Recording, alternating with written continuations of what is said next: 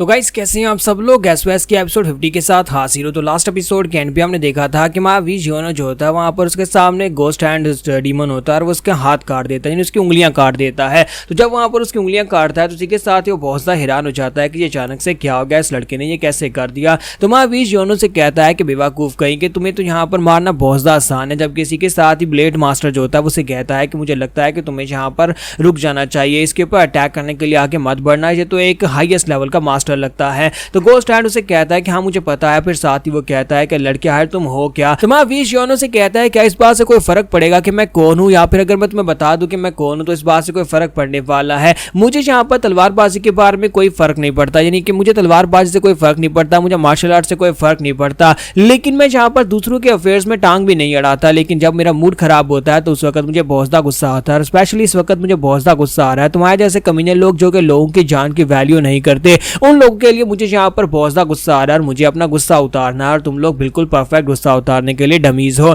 तो ghost hand उसके ऊपर अटैक करने के लिए आगे बढ़ता है और उसे कहता है कमीने कहीं कि क्या तुम्हें लगता है कि हम लोग कोई प्ले थिंग्स हैं? हम लोग legendary ghost blade demon Duo हैं और तुम यहाँ पर हमें अपने लिए प्ले थिंग्स के तौर पर यूज नहीं कर सकते। और वो आगे बढ़कर green demon serpent strike technique के साथ उसके ऊपर अटैक करता है। तो उसका हाथ जो होता है वो सांप की तरह बन जाता है और वो हमारे वी जियोनो के ऊपर बार बार स्ट्राइक लगाता है। लेकिन महावीर जियोनो जो होता है वहीं पर से उसकी स्ट्राइक्स को अवॉइड करते हुए सामने की तरफ एक स्ट्राइक लगाता है और उसकी तलवार जो होती है सीधी उसके कान के ऊपर लगती है, जिसकी वजह से उसका एक कान भी कट जाता है। तो अब यहाँ पर गोस्ट हैंड जो होता है वहां पर चलाना शुरू कर देता है, अपने कान के ऊपर से ब्लीडिंग को रोकता है। फिर साथ ही फिर से अपने पंजे के साथ अटैक करना स्टार्ट करता है और कहता है कमीने मैं तुम्हें नहीं छोड़ूंगा। जबकि ब्लेड डीमन उसे कह रहा होता है कि गोस्ट हैंड मैं कह रहा हूं कि रुक जाओ ऐसा मत करो। लेकिन इसी के साथ ही हमारा वी जियोनो जो होता है उसे कहता है कि मैं यहाँ पर तुम्हें बिल्कुल भी नहीं छोड़ने वाला, क्योंकि वो मास्टर गोस्ट हैंड जो होता है वो ब्लेड मास्टर की बात तो सुन ही नहीं रहा होता और वो बड़ी तेजी के साथ आगे बढ़कर उसके ऊपर अटैक करता है। तो वी जियोनो वहीं पर से आगे बढ़ता है, अपनी तलवार को घुमाकर उसका दूसरा हाथ भी काट देता है। और जब उसका दूसरा हाथ कट जाता है तो अब यहाँ पर गोस्ट हैंड के साथ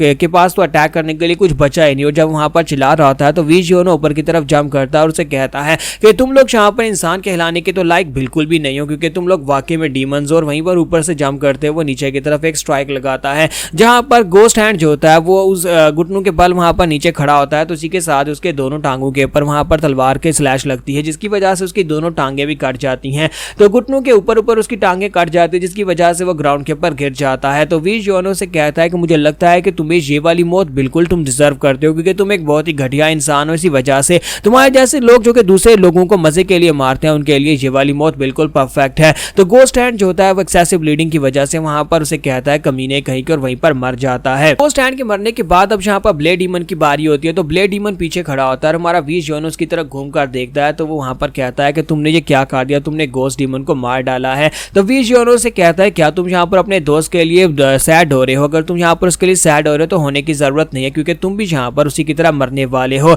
मैं यहाँ पर तुम्हें भी मार डालूंगा और उसके बाद तुम दोनों दूसरी दुनिया में जाकर मिल सकते हो। तो ब्लेड मास्टर से कहता है कि अपनी बकवास बंद करो, क्या तुम्हें यहाँ पर अंदाजा भी है कि हम लोग कौन हैं? तुम्हारा वी जियोनो से कहता है कि हाँ मुझे पता है कि तुम लोग घटिया इंसान, और साथ ही वो कहता है कि मैं जानना भी नहीं चाहता। और इसी के साथ ही उसे कहता है कि अब यहाँ पर तुम्हारे दोस्त के पास में भेजने का वक्त आ चुका है, तुम्हारे मरने के बाद जाकर अपने दोस्त से मेरे बारे में पूछ लेना। और इसी के साथ ही हमारा गोस्ट ब्लेड जो होता है वो अपनी ब्लेड्स को सामने करता है और कहता है जरा रुको, मुझे यहाँ पर तैयार हो लेने दो, मुझे यहाँ पर थोड़ी सी तैयारी करने दो, क्योंकि हम लोग मार्शल आर्टिस्ट है तो फिर हमें यहाँ पर तैयारी करने की जरूरत है। तो वी जियोनो से कहता है क्या इस बात से कोई फर्क पड़ेगा अगर तुम यहाँ पर कुछ तैयारी कर लोगे, यानी कि तुम यहाँ पर अपनी थोड़ी बहुत पावर्स को गैदर कर लोगे, लेकिन उस बात से कोई फर्क नहीं पड़ने वाला। जबकि ब्लेड मास्टर से कहता है लेकिन तुम्हें यहाँ पर एक मार्शल मास्टर की इज्जत करनी चाहिए, क्योंकि हम लोग मार्शल आर्टिस्ट है तो फिर हमें यहाँ पर मार्शल आर्ट्स के तरीके से ही फाइट करनी चाहिए, और मार्शल आर्ट्स में हमेशा अपने ओपोनेंट को रिस्पेक्ट दी जाती है। तो वी जियोनो की बात सुनने के बाद कहता है तुमने कहा कि तुम एक मार्शल आर्टिस्ट हो, क्या वाकई में तुम्हें लगता है कि तुम एक मार्शल आर्टिस्ट हो? और वो जंप करते हुए उसके ऊपर अटैक करने के लिए आगे बढ़ता है।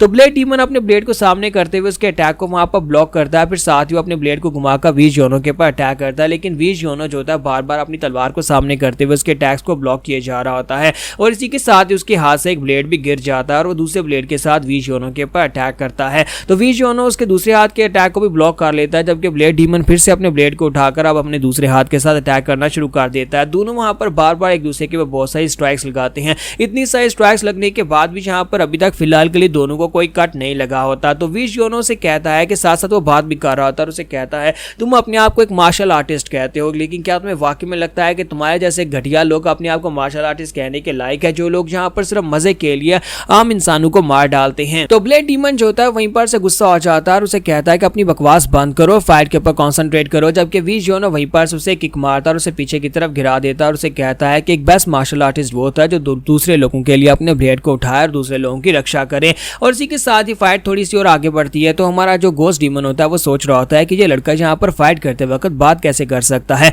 मुझे लगता है कि ये वाकई में एक हायर लेवल का मास्टर है। और इसी के साथ ही वहां पर फिर से एक नया टर्म स्टार्ट होता है जिसमें वो दोनों एक दूसरे के ऊपर फिर से अटैक करना स्टार्ट करते हैं। तो जब वहां पर हमारा गोस्ट डीमन जो होता है वो अटैक करने के लिए आगे बढ़ता है, ब्लेड डीमन आगे बढ़ता है, तो इसी के साथ हमारा वी जियोनो अब यहाँ पर फाइनल स्ट्राइक लगाता है। और ये वाली स्ट्राइक जो होती है एक बहुत ही पावरफुल स्ट्राइक होती है जिसमें वो अपनी तलवारबाजी की स्पेशल टेक्निक को रिलीज करता है। तो जब अपने स्वर्ड ओरा को रिलीज करते हुए उसके ऊपर अटैक करता है और उसे कहता है कि मैं यहाँ पर तुम्हारे ऊपर तरस खाकर तुम्हें एक मार्शल आर्टिस्ट की मौत दे देता हूँ। हालांकि तुम ये डिजर्व बिल्कुल भी नहीं करते थे, लेकिन क्योंकि तुम यहाँ पर अपने आप को एक मार्शल आर्टिस्ट समझते हो, इसी वजह से एक मार्शल आर्ट्स की टेक्निक के साथ ही तुम्हें मार रहा हूँ। तुझे देखकर बाकी के सभी लोग बहुत ज्यादा एक्साइटेड हो रहे होते हैं, स्पेशली मास्टर मूजिन जो होते हैं। और साथ ही हमारे वी जियोनो की बहन सोच रही होती है क्या मेरा भाई पहले से इतना स्ट्रॉन्गर था। तो यहीं पर नेक्स्ट सीन हमें डिमोनिक सेक्टर का दिखाते हैं जहां पर एल्डर जो होता है उसके पास एक बंदा आता है, वो उससे पूछता है कि बताओ सीक्रेट मैनुअल की सर्च कहां तक पहुंची है। तो वो एल्डर जो उसके पास आया होता है वो उसे कहता है कि सर वो तो काम बड़ी आसानी से चल रहा है। शावलिन टेंपल के लोग और साथ में जहां पर वुडेंग सेक्टर के लोग वो लोग भी उस सीक्रेट मैनुअल को ढूंढ रहे हैं, लेकिन इसके बावजूद हम लोग बड़ी आसानी से उसको हासिल कर लेंगे।